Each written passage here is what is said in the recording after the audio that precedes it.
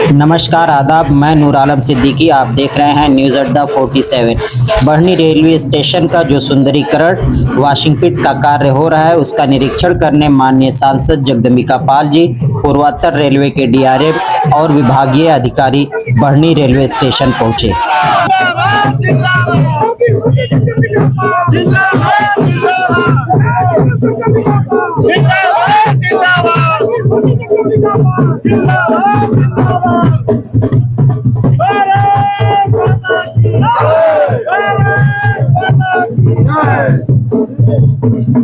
भारत माता की जय।